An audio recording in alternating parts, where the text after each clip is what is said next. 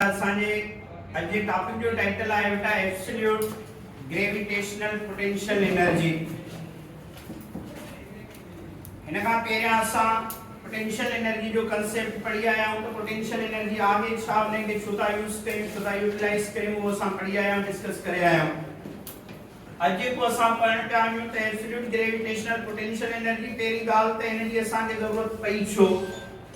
जॾहिं असां potential energy जो सॼो कंसेप्ट हो त असांखे हिन जी ज़रूरत छाजे करे पई, छो असां हिन जी डेरिवेशन कईसीं, छो हिते आयासीं असां। पहिरीं ॻाल्हि त हिन जे डेफिनेशन खां ॾिसो, पहिरियों खां टाइटल में ॾिसो त पहिरियां लफ़्ज़ आहे एब्सोल्यूट। एब्सोल्यूट लफ़्ज़ जी माना आहे उहा शइ जेका हर लिहाज़ सां सेम रहे, माना जंहिंमें का बि शइ तब्दील न थिए, चेंज न थिए, त उन खे असां छा सॾींदासीं, एब्सोल्यूट सॾींदासीं। हाणे मिसाल तौर लेट कंसीडर था कयूं, असां थोड़ा एग्जांपल्स थोड़ा हिन जा ॾिसूं त लेट कंसीडर था कयूं हीअ असांजो ग्राउंड आहे। हिन ग्राउंड लेवल सां जेकॾहिं को ऑब्जेक्ट हिते बीठो आहे, हितां खां जेकॾहिं बाल खे मथे थो उछलाए त हिन जी हाइट लेट कंसीडर था कयूं h1 आहे। h1 हाइट ते हिन जो बाल मथे वियो। जेकॾहिं ॿियो कंसीडर था कयूं त ॿियो असांजो ऑब्जेक्ट ही बिल्डिंग जे मथे बीठो आहे, हिन बिल्डिंग खां बाल खे मथे जेकॾहिं उछलायो आहे, हिन जी लेवल ऐं हिन जी लेवल में हाणे छा अची वियो त फ़र्क़ु अची वियो। वरी अञा हिकिड़ो ॿियो ऑब्जेक्ट आहे, लेट कंसीडर था कयूं हिन पोजीशन ते, अञा ॿियो ऑब्जेक्ट हिन पोजीशन डबल स्टोरी बिल्डिंग ते जेकॾहिं बीठो आहे, हे जेकॾहिं हिन बाल खे हितां थो उछलाए त हाणे हिन जी हाइट छा आहे बेटा, h3 आहे। हाणे बार-बार असांजी हाइट छा पई थिए, चेंज पई थिए। जेकॾहिं बार-बार हाइट चेंज पई थिए त असां जॾहिं पोटेंशियल एनर्जी खे पढ़ियोसीं त उन जो कॉन्सेप्ट सिर्फ़ ऐं सिर्फ़ छा सां आहे त ग्राउंड लेवल सां आहे। हिते हर असांजो फार्मूलो छा पियो थिए त चेंज पियो थिए, असांखे हिकिड़ी हाइट कान पई मिले, बार-बार चेंजिंग आहे। जॾहिं इहा बार-बार असांजी चेंजिंग अची थी वञे त इट मीन्स ही जेको पोटेंशियल एनर्जी जो प्राइमरी फार्मूलो पढ़ी आया आहियूं mgh, इहो असांजो एप्लीकेबल न थींदो। जॾहिं इहो असांजो एप्लीकेबल नथो थिए त इन जो मेन कारण आहे छो त हाइट असांजी छा पई थिए, तब्दील पई थिए। इन शइ खे ओवरकम करण जे लाइ, इन शइ खे ख़त्म करण जे लाइ असां वटि एब्सोल्यूट ग्रेविटेशनल पोटेंशियल जो कंसेप्ट आहे। तव्हां कहिड़ी बि हाइट खणो, काथां खां बि वञो, कहिड़े लिहाज़ खां वञो, पर का बि कैलकुलेशन ते फ़र्क़ु न अचे। जॾहिं असां हिन शइ जी टोटल कैलकुलेशन कईसीं त अञा असांखे इहा ॻाल्हि सम्झ में आई। जेकॾहिं असां हितां खां मिसाल तौर स्पेस ते हलिया वञूं, हितां खां मिसाल तौर चंड ते हलिया वञूं, जेकॾहिं चंड या स्पेस ते वञूं था उते त ग्रेविटी आहे ई कान, नेग्लिजिबल आहे, ज़ीरो आहे। हे फार्मूलो सॼो छा ते डिपेंड थो करे त ग्रेविटी ऐं हाइट ते। जेकॾहिं हिन में असां ज़ीरो पुट अप कंदासीं त पोटेंशियल छा थी वेंदो, ज़ीरो थी वेंदो। ऐं असां हितां खां करोड़े माइल ते करे ज़मीन लिहाज़ खां असां वञी मथे जेकॾहिं पहुताऊं त छा इहो फार्मूलो असांजो ग़लति आहे छा असांजी टोटल कैलकुलेशन जेका हिन फार्मूले पे ते पई थिए त छा इहा ग़लति आहे छा? पोइ हिन शयुनि खे असां ख़त्म करण जे लाइ असां कंसेप्ट आणंदोसीं, इन खे छा था सॾियूंसीं असां, absolute gravitational potential energy. Absolute gravitational potential energy जी डेफिनेशन छा थो चवे त बेटा, हिन जी डेफिनेशन थो चवे the work done to move an object from Earth's surface to where there the value of G is negligible and small, i.e. that is equals to 0। माना असां को वर्क रन करे खणी वञूं, कंहिं बि ऑब्जेक्ट खे ज़मीनी लिहाज़ खां मथे खणी वञूं, जेकॾहिं असां मथे कंहिं ऑब्जेक्ट खे खणी था वञूं जिते ग्रेविटी छा थी वञे त ज़ीरो थी वञे, उन वक़्तु जेकॾहिं असांखे एनर्जी जी ज़रूरत पए त अहिड़ी शइ खे छा सॾींदासीं, एब्सोल्यूट ग्रेविटेशनल पोटेंशियल एनर्जी। हाणे कीअं इन खे ओवरकम कंदासीं त बेटा लेट कंसीडर था कयूं असां ही जेके बि एग्जांपल्स ॾेई आया हूं पंहिंजा, इन्हनि सभिनी एग्जांपल्स जे तहत असां छा कंदासीं इन शइ खे कैलकुलेट कंदासीं। मां तव्हांखे हाइट्स जा एग्जांपल ॾिना, उन में रेफरेंस असांजो बार बार छा पिए थियो चेंज। अॼु असां ईअं कंसीडर था कयूं त लेट कंसीडर था कयूं ही बेटा असां वटि जेको आहे अर्थ सरफेस आहे, माना ही टोटल असां वटि छा आहे हिकड़ी ज़मीन आहे। जेकर ये जमीन आ त ही जमीन जो छा आहे बेटा सेंटर आहे, ही जमीन जो कुछ न कुछ सेंटर हूंदो। अॼु असां जेका कैलकुलेशन कंदासीं उहा काथां खां कैलकुलेट कंदासीं सेंटर खां जॾहिं कंदासीं त असांजो रेफरेंस छा थी वियो कॉमन, असांजो रेफरेंस हिकु ई थी वियो। जॾहिं असांजो रेफरेंस हिकु थी वेंदो त इट मीन्स असांजी कैलकुलेशन ते को बि फ़र्क़ु न पवंदो, भले ग्रेविटी हुजे न हुजे, असांजी पोटेंशियल एनर्जी छा रहंदी हर लिहाज़ खां सेम। असां लेट कंसीडर था कयूं त ही जेको रेफरेंस असां कयूं आहे बेटा लेट कंसीडर था कयूं त ही रेफरेंस असांजो छा आहे ए पॉइंट। असां हितां खां लेट कंसीडर था कयूं असां कीअं ऑब्जेक्ट खे एतिरो त मथे खणी विया आहियूं जेको ऑलरेडी काथे वञी पहुतो आहे त इनफाइनाइट ते पहुतो आहे, इंफिनिटी ते। माना असांजी ही रेफरेंस पॉइंट ए थी वई, जेका असांजी लास्ट डेस्टिनेशन आहे उन खे लेट कंसीडर था कयूं केतिरी आहे बी पॉइंट। क्लियर है इसी ने असांजो ऑब्जेक्ट काथां खां शुरू थियो आहे बेटा ए पॉइंट खां पहुतो काथे आ वञे बी पॉइंट ते। ए पॉइंट असांजी स्टार्टिंग रेफरेंस आहे, बी पॉइंट असांजो शायद लास्ट रेफरेंस आहे जिते ऑब्जेक्ट वञी पहुचल। लेट कंसीडर था कयूं त असांजो ऑब्जेक्ट बेटा इनिशियली हिन पॉइंट ते पहुतो आहे। जेकर इनिशियली हिन पॉइंट ते पहुतो आहे त लेट कंसीडर कंदासीं ही जेको जमीन खां वठी एसी ताईं टोटल जेको हिन पाथ कवर कयो आहे लेट कंसीडर था कयूं r1। असां छा कंदासीं हिन टोटल हाइट खे जेका असां कंसीडर कई आहे, जेको रेडियस कंसीडर कयो आहे, इन खे इक्वल पाथ में डिवाइड कंदासीं। माना ईच पार्ट जेको आहे उहो असांजो चवणु खपे इक्वल। जॾहिं असां हिकु हिकु पॉइंट खे जोड़ींदा वेंदासीं त असांखे टोटल वर्क डन मिलंदो काथां खां ए पॉइंट खां वठी केसी ताईं बी पॉइंट ते। लेट कंसीडर था कयूं हिते असां r1 फ़ासिले ते आसीं, जॾहिं असां हिते पहुतासीं त लेट कंसीडर था कयूं हाणे असांजो जेको फ़ासिलो आहे इहो छा थींदो अदा r2 थींदो। मींस पहिरियां r1 हो हाणे छा थींदो त r2। असां इन ई शइ खे अञा थोरो मथे खणी वियासीं त लेट कंसीडर था कयूं हाणे जेको असां फ़ासिलो ज़मीन खां कवर कयो आहे इहो कंहिंजे बराबर हूंदो त बेटा r3 जे बराबर। इट मींस हिन टिनी पॉइंटनि जे विच में जेकॾहिं फ़र्क़ु असां ॾिसूं त r1 ऐं r2 जे विच में टोटल केतिरो फ़र्क़ु आयो आहे त इहो बराबर आहे कंहिंजे डेल्टा r जे। माना हिननि पॉइंटनि में ईच पॉइंट ते जेको फ़र्क़ु हुजे उहो केतिरे जे बराबर हुजे डेल्टा r जे इन खां मथे न थिए। जॾहिं इन्हनि सभिनी पॉइंटनि खे ऐड कंदासीं त असांखे टोटल वर्क डन मिली वेंदो कहिड़ी पॉइंट खां ए खां वठी केसी ताईं ववा बी ताईं। क्लियर आहे इसी ॻाल्हि सम्झ में अचे पई। लेट कंसीडर था कयूं त हिन पाथ जा हाणे असांखे त ख़बर न आहे ऑब्जेक्ट काथे वियो आहे केतिरो इनफाइनाइट वियो आहे। असां इहो कंसीडर था कयूं त ही टोटल जेको असांजो पाथ कवर ए खां बी ताईं आहे इहो टोटल असां डिवाइड कयो आहे n टर्म्स में। माना 1 खां शुरू जाऊं केसी ताईं असां n टर्म्स ताईं पहुता।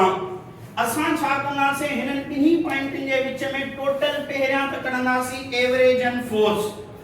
पहिरियां एवरेज फोर्स काथे कढंदासीं r1 ते, पोइ छा ते कढंदासीं r2 ते, 3 ते, 4 ते, 5 ते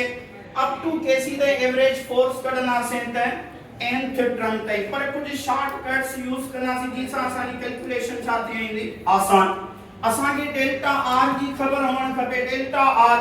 डेल्टा r मींस छा आहे बेटा चेंज आहे, जेका छाजी चेंज आहे इन पॉइंटनि जे विच जी चेंज आहे। किंजे विच में आहे r2 जे विच में, जो किंजे विच में आहे r1 जे। जेकर r2 ऐं r1 जे विच में आहे त ॾिसो r2 वधीक r1 शायद घटि आहे। जेकर r1 वधीक आहे r2 वधीक आहे त वधीक मां मैथ छा थी चए त वधीक मां हिनखे छा कयोसि माइनस कयोसि। लेट कंसीडर था कयूं ही असांजो किंजे बराबर आहे डेल्टा r जे। मां फिलहाल फोर्स बिन पॉइंटन दे लो कड़ा समराइज में छा कंदासीं सभिनी खे कैलकुलेट। जॾहिं बिन पॉइंटन जी फोर्स कढंदासीं त फोर्स हिनखे चवंदासीं एवरेज या हिनखे ॾियोसि नेट फोर्स जो नालो, नेट माने टोटल। जॾहिं असां एवरेज एंड फोर्स कढंदासीं त असांखे r1 ते पहुचण जे लाइ जेका फोर्स लॻंदी उहा f1 थींदी।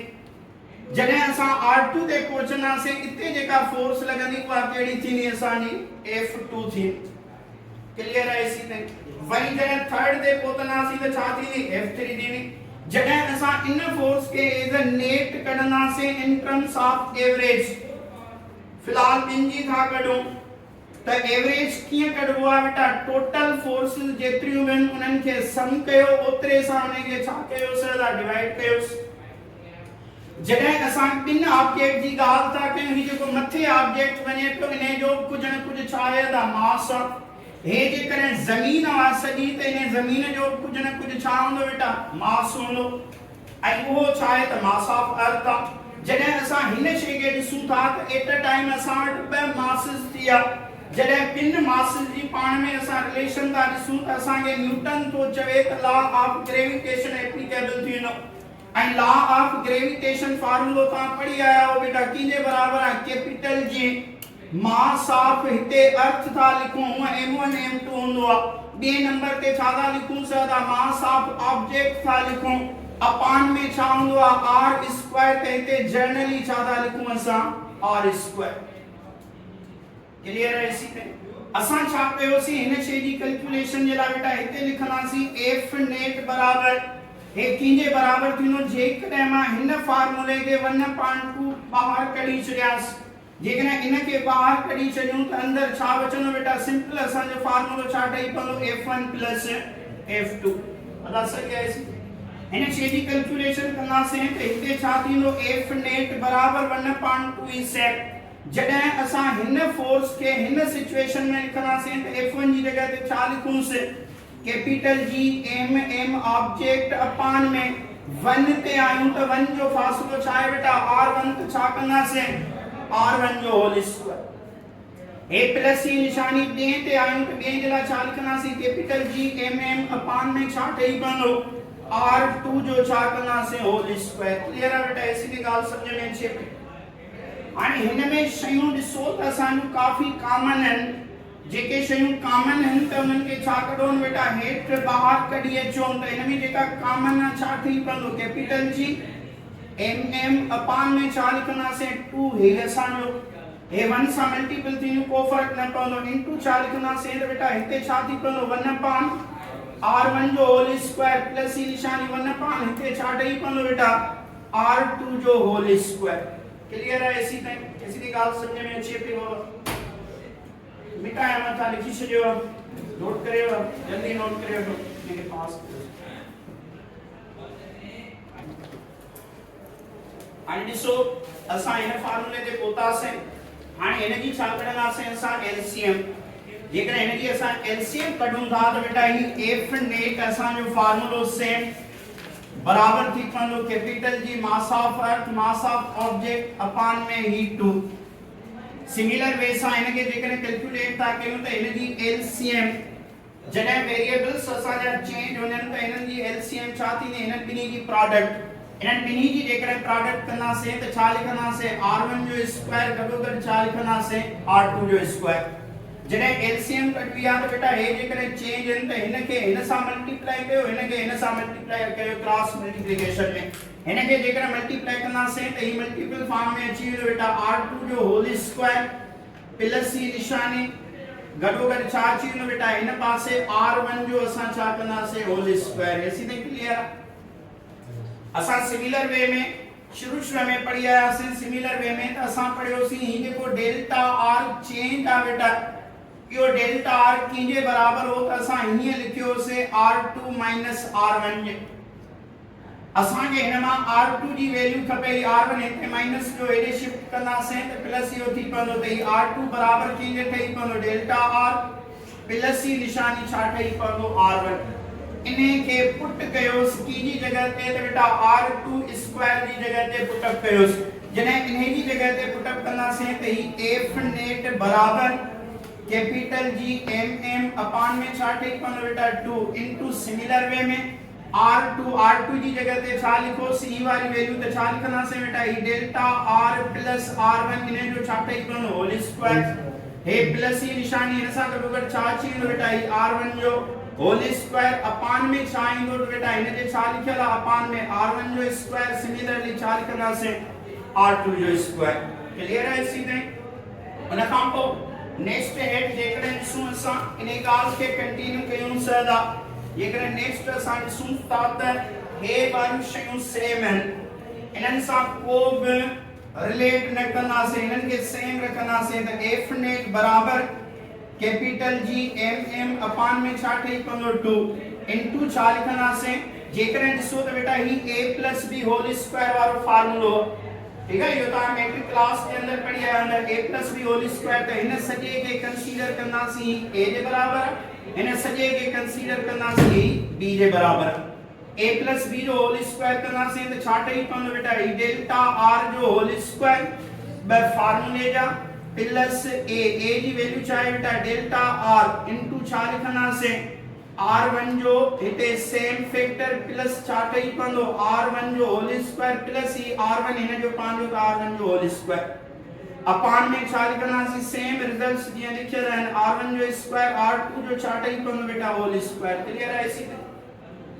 हाणे हिन शइ खे जेकॾहिं ॾिसूं त ही स्क्वायर हिननि जा ख़तम कयोसि त ही f नेट बराबर थी पवंदो बेटा कैपिटल जी ही m अपान में छा ठही पवंदो 2 सेम इनटू छा कंदासीं त ही डेल्टा r जो छा ठही पवंदो बेटा होल स्क्वायर हे प्लस ही निशानी हिन खे मल्टीपल कयोसि त ही थी पवंदो 2 delta r into r1 plus ही निशानी अगर ही ॾिसो त 1 एंड 1 त घणो ठही पवंदो बेटा 2 ठही पवंदो 2 r1 जो छा लिखंदासीं होल स्क्वायर अपान में छा लिखंदासीं बेटा ही r1 जो स्क्वायर इनटू छा लिखंदासीं r2 जो होल स्क्वायर अगर ॾिसूं था त हिते छा आहे बेटा डेल्टा r माना चेंज इने थोड़ो समझो डेल्टा r मींस चेंज ही मां तव्हां खे चयो त जॾहिं को ऑब्जेक्ट हिक पॉइंट खां बी पॉइंट ते बी खां टी ते टी खां चौथी ताईं वेंदो आहे त हिकड़ी नंढड़ी चेंज ईंदी आहे जेकॾहिं नंढी चेंज ईंदी आहे त मैथमेटिक्स जो रूल आहे बेटा जेकॾहिं असां 0.5 जो स्क्वायर कंदासीं त जवाब घणो ईंदो 0.5 माने हाफ अध जेकॾहिं इन्हे जो स्क्वायर कंदासीं त इन्हे जो जवाब अची वेंदो 0.25 पहिरियों हाफ हो हाणे 0.25 जवाब वधियो घटियो छा थियो जवाब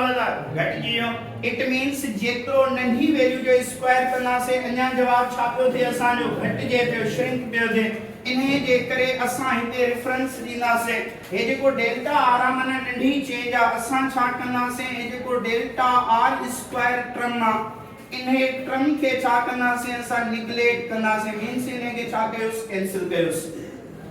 क्लियर है सीधे जेकॾहिं इनखे असां कैंसिल था कयूं त फाइनल रिजल्ट्स असांजा कुझु हीअं वेंदा f नेट बराबर हिन पासे रिजल्ट्स सेम बेटा अपान में छा लिखंदासीं 2 इनटू छा लिखंदासीं ही वारो सॼो सेंस खत्म हिन में ॾिसो त कान का शइ तव्हांखे कॉमन मिलंदी या फिलहाल लिखोसि 2 डेल्टा r इनटू छा लिखोसि बेटा r1 प्लस हिते छा लिखोसि 2 r1 जो होल स्क्वायर अपान में छा लिखंदासीं r1 जो स्क्वायर इनटू छा लिखंदासीं r2 जो स्क्वायर क्लियर है ऐसी नहीं बेटे के पास करो हाणे हिते असां पहुतासीं ठीक है हिन जे अंदर जेकॾहिं ॾिसूं था त असांखे 2r1 कॉमन ॾिसण में पियो अचे हिन क्रम में हिन में जेकॾहिं असां इहो कॉमन कढूं था त बेटा f नेट असांजो फार्मूलो छा ठही पवंदो f नेट बराबर कैपिटल जी mm अपान में 2 इनटू जेकॾहिं ॾिसूं था त हिन जे अंदर कॉमन छा ॾिठोसीं अदा 2r1 कॉमन आहे असांजो हे जेकॾहिं 2r1 खे कॉमन था कढूं त अंदर छा बचंदो हिते डेल्टा r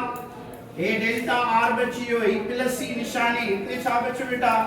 r1 बचो इनके सेम करे अपान में ब्रैकेट छा लिखंदासीं r1 जो स्क्वायर इनटू r2 जो होल स्क्वायर क्लियर है इसी में हाणे जेकॾहिं सिमिलर वे सां ॾिसूं था त हे 2 पाण में छा थी वेंदा बेटा कैंसिल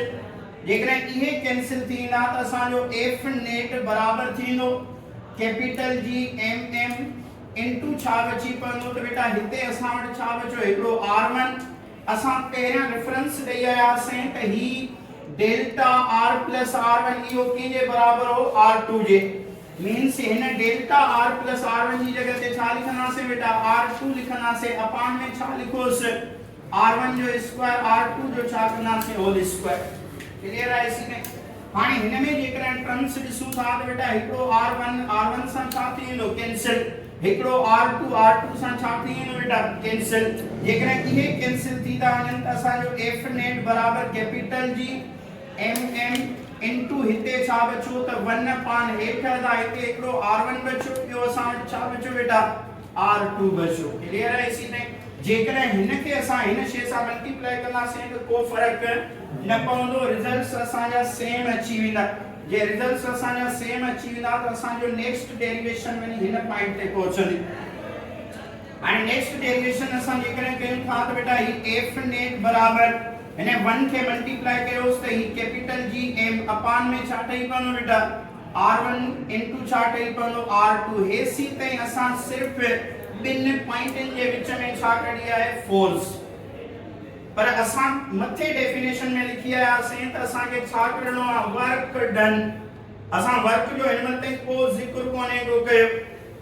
ॻाल्हि सम्झ में अचे पई। जॾहिं असां वर्क जो जिक्र कोने को कयो त इट मींस तव्हां 1 खां 2 पॉइंट ते पहुता, 3 ते पहुता, nth ताईं पहुता, इन्हे विच में तव्हां वर्क केतिरो कयो आहे इन जी का तव्हांखे ख़बर न आहे, वो कैलकुलेट कयो। असां जेकॾहिं वर्क जो फार्मूलो ॾिसूं था त बेटा वर्क असां वटि वर्क जो फार्मूलो जेकॾहिं ॾिसूं था त वर्क कीजे बराबर आहे त बेटा f डॉट कीजे बराबर हूंदो आहे r जे with respect to position vector. जेकॾहिं डिस्प्लेसमेंट ॾींदासीं त s या d ॾींदासीं। असां हिते r त लिखियो आहे पर इहो वर्क डन थींदो ॿिनि पॉइंटनि जे विच में, ऐं ॿिनि पॉइंटनि जे विच में वर्क खे छा सां असां ॿिनि पॉइंटनि जे विच में डिनोट कयोसीं डेल्टा r सां। असां हे जेको वर्क डन आहे बेटा इनखे पहिरियों क्लैरिफाई कयोसीं। वर्क बराबर हे डॉट खत्म कंदा हूं त असां वटि मैग्नीट्यूड जो फार्मूलो ईंदो fr इनटू छा ठही पवंदो cos ऑफ थीटा। क्लियर है इसी ताईं। असां जेकॾहिं ॾिसूं था त ही ग्राउंड असांजो, ऐं ग्राउंड के लिहाज सां जेकॾहिं ॾिसूं था त ऑब्जेक्ट काॾे पियो वञे ज़मीन खां मथे। जेकॾहिं ऑब्जेक्ट ज़मीन खां मथे पियो वञे त असांजी ग्रेविटी ऑब्जेक्ट खे काॾे पई छिके डाउनवर्ड ॾे, ऑब्जेक्ट काॾे पियो वञे त अपवर्ड ॾे। हिन टिनी जे विच में जेका एंगल पई ठहे उहा केतिरी आहे 180 डिग्री। जेकॾहिं 180 डिग्री ते ही असां वर्क ॾिसूं था त हे वर्क असांजो बराबर थींदो कीजे ही f डेल्टा r हिते cos छा लिखंदासीं 180, ऐं cos जो 180 ते जेकॾहिं जवाब ॾिसूं था त बेटा कीजे बराबर थींदो आहे -1 नेगेटिव इन सेंस में हलियो वेंदो आहे। जेकॾहिं माइनस इन सां मल्टीप्लाई कंदासीं त असांजो वर्क फिलहाल अगेंस्ट वारो कीजे बराबर थींदो f इनटू छा जे बराबर थींदो डेल्टा r। असां सिमिलर वे सां ॾिठो आहे त ही जेको डेल्टा r आहे इहो कीजे बराबर आहे बेटा शुरू में लिखियोसीं त इहो r2 माइनस कीजे बराबर थींदो r1 जी। असां छा कंदासीं हिन सेंस तहत बेटा हिन शे खे असां क्लैरिफाई कंदासीं मज़ीद।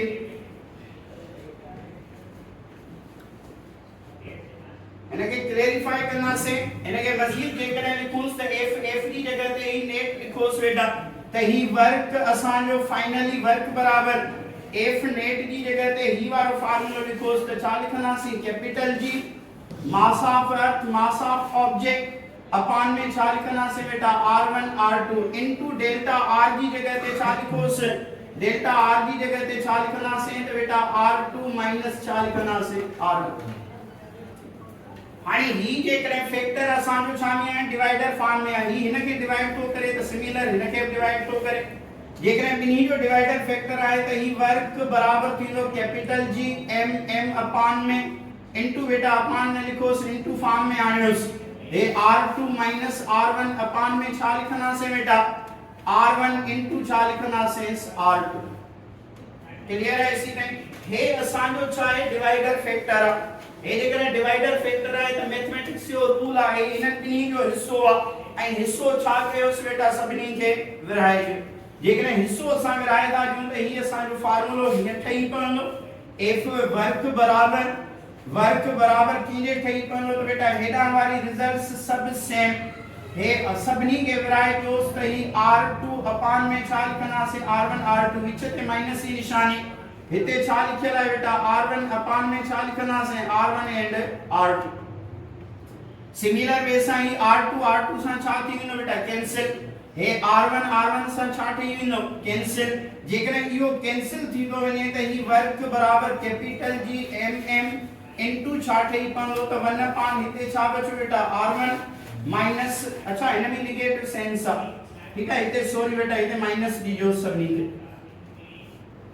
माइनस की निशानी 1 अपान r1 इनटू छा ठही पवंदो त बेटा 1 अपान r2 हाणे ही जेको असां वर्क डन कैलकुलेट कयो आहे इहो जेको असां वर्क डन कैलकुलेट कयो आहे इहो सिर्फ काथां खां आहे बेटा 1 पॉइंट खां वठी केसी ताईं सेकंड ताईं असां सेकंड खां पोइ छा ते वियासीं थर्ड ते पोइ फोर्थ ते फिफ्थ ते इन तहत असां nth ताईं टोटल वर्क डन कढंदासीं जेकॾहिं nth टर्म ताईं टोटल वर्क डन कढूं था त असां थोरो क्लैरिफाई करे जल्दी आणींदासीं हिनखे वर्क डन बेटा वर्क लिखंदासीं 2 खां केसी ताईं त बेटा 3 ताईं इहो बराबर थींदो कैपिटल जी m इनटू छा लिखंदासीं 1 अपान 2 खां केसी ताईं था कयूं 3 ताईं त हे जेको फर्स्ट टर्म आहे इन जी जगह ते छा लिखंदासीं 2 माइनस सेकंड टर्म जी जगह ते छा लिखंदासीं 3 हाणे असां nth टर्म खया nth टर्म में वर्क डन कढण थोरो मुश्किल आहे इन्हे जे करे असां पंहिंजी सहूलियत जे लाइ छा कंदासीं त ही असां जो प्रोसेस छा आहे बेटा स्टिल कंटिन्यू आहे ऐं इहो प्रोसेस केसी ताईं कंटिन्यू आहे त nth ताईं असां शुरू में ॾिसो त रेफरेंस पॉइंट कहिड़ी खईंसीं A पॉइंट ऐं फाइनल रेफरेंस पॉइंट छा खईंसीं B असां जेकॾहिं A ऐं B ताईं वर्क कढी वञूं त असांजो टोटल मसलो छा थी वेंदो हल कीअं कढंदासीं असां लिखंदासीं हिते बेटा ही जेको वर्क आहे इहो काथां खां आहे A पोजीशन खां वठी केसी ताईं B ताईं हे फार्मूलो बराबर माइनस की जे बराबर आहे बेटा कैपिटल जी mm इनटू छा ठही पवंदो त बेटा ही 1 अपान हमेशा हिते ॾिसो फर्स्ट टर्म आहे त फर्स्ट हिते कहिड़ो रेफरेंस आहे ra हे माइनस की निशानी लास्ट हिते 3 आहे लास्ट माने हुते कहिड़ो रेफरेंस आहे दा b आहे त हिते छा लिखंदासीं b क्लियर है इसी ताईं बाकी विद इन स्टेप्स असां जो थी वेंदो जेकॾहिं मां हिन रिजल्ट्स खे रब कया त असांजी टोटल रिजल्ट्स अची वेंदियूं असां जेकॾहिं हिन रेफरेंस के यूटिलाइज कयूं त हिन रेफरेंस के यूटिलाइज कंदासीं त ही वर्क असां जो a to b बराबर माइनस gmm इनटू छा ठही पवंदो त बेटा ही असां जो रेफरेंस केड़ा केड़ा आहिनि त 1 अपान ra माइनस 1 अपान छा ठही पवंदो rb असां वरी फिगर के ॾिसंदासीं फिगर में ॾिसो त बेटा लास्ट असांजी पॉइंट छा थे पियल काथे पियल आहे 8 इनफाइनाइट मींस ही जेको b रेफरेंस आहे असां काथे पहुता आहियूं इनफाइनाइट ते त ही माइनस gm सेम इनटू छा लिखंदासीं बेटा 1 अपान ra माइनस 1 अपान छा लिखंदासीं बेटा इंफिनिटी